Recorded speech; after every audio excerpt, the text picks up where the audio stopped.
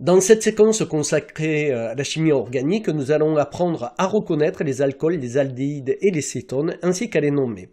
Alors il faut savoir qu'une molécule en chimie organique peut être considérée comme une chaîne carbonée qui va présenter très peu de réactions chimiques, c'est à la base des alcanes, et sur lesquelles vont se trouver des groupements fonctionnels. Et le premier de ces groupements fonctionnels que l'on va étudier, c'est le groupement hydroxyle OH lié à un carbone. Et dès que l'on va avoir ce groupement hydroxyle au sein d'une molécule, la molécule appartiendra à la famille des alcools, dont voici un exemplaire. Alors voyons comment on nomme les alcools. Donc ici, nous avons une molécule constituée d'une chaîne carbonée de 4 atomes de carbone, donc qui va dériver du butane. Et bien tout simplement, nous enlevons la terminaison ane des alcanes pour la remplacer par ol, ol, celle des alcools. Donc nous avons du butanol. La seule chose, c'est que le OH, le groupement hydroxyle, ici, est porté sur l'atome de carbone numéro 2. Donc nous avons du butane 2-ol. Alors pourquoi butane 2-ol et pas butane 3-ol? Eh bien tout simplement, on numérote la chaîne carbonée depuis l'extrémité qui permet d'avoir l'indice le plus petit. Donc ici à partir de la droite. Il existe un deuxième butanol, c'est le butane 1-ol, dans lequel le groupement hydroxyle est porté sur l'atome en bout de chaîne, c'est-à-dire l'atome numéro 1.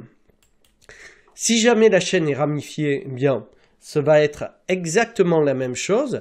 Donc ici, on a une chaîne carbonée la plus longue qui contient le groupement OH qui contient donc 5 atomes de carbone, ça va être un dérivé du pentane, ça sera du pentane-ol, du pentane 2-ol, et on voit la présence d'un groupement méthyle sur le 1, 2, 3, 4e atome de carbone de cette chaîne carbonée. Ce sera donc du 4-méthylpentane 2-ol.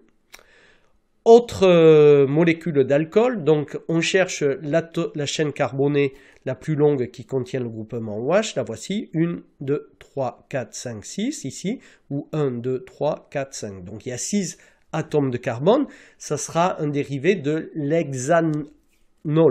Et le OH étant ici porté sur l'atome de carbone numéro 1, ça sera du hexane 1-ol. Mais nous trouvons également deux substituants, ici un méthyle en position 1, 2, 3, 4, 5 et un éthyle en position 1, 2, 3. Donc on classe des substituants par ordre alphabétique, on aura donc du 3-éthyle, 5-méthyle, hexane 1-ol. Les aldéhydes et cétones sont des molécules qui vont toutes les deux comporter le même groupement fonctionnel, le groupement carbonyle qui est C double liaison O. Dans les cétones, le carbone qui est lié à doublement l'oxygène est également lié à deux autres carbones, donc il ne se situe pas en bout de chaîne. Alors que dans les aldéhydes, ce carbone est également lié à un hydrogène, donc de ce fait, le groupement carbonyle va se situer en bout de chaîne. Alors, voyons comment on nomme les cétones. Eh bien, comme nous avons fait pour les alcools, on va prendre ici le nom de l'alcane correspondant, donc 5 atomes du carbone, c'est du pentane. On va enlever la terminaison ane pour la remplacer par on. Et de même, nous allons indiquer la position du groupement fonctionnel. Donc ici, nous aurons de la pentane 2-on. Il existe une deuxième pentane on, c'est la pentane 3-on dans laquelle on trouve le groupement carbonyle ici sur le 3e atome de carbone. Alors, dans le cas d'une chaîne ramifiée, ça va être toujours la même chose. Donc ici, on cherche la chaîne ramifiée la plus longue qui contient le groupement carbonyle, 1, 2, 3, 4, 5. Donc c'est un dérivé du pentane, de la pentanone, en position 2, donc ça sera de la pentane 2-on, mais sur laquelle nous avons deux groupements éthyl en position 4. Il s'agira donc du 4,4-diméthyl pentane 2-on. Enfin, pour finir, voici la nomenclature des aldéhydes.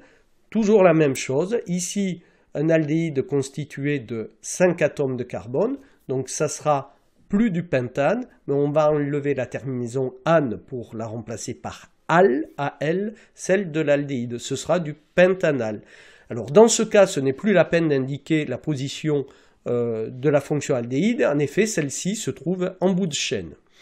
Dans le cas d'un aldéhyde ramifié, toujours les mêmes règles, on cherche la chaîne carbonée la plus longue qui contient le groupement aldéhyde, ici 1, 2, 3, 4, 5, donc ça sera un dérivé du pentanal sur lequel nous avons un groupement éthyle, CH2, CH3, en position 2. Ça sera donc du 2-éthylpentanal.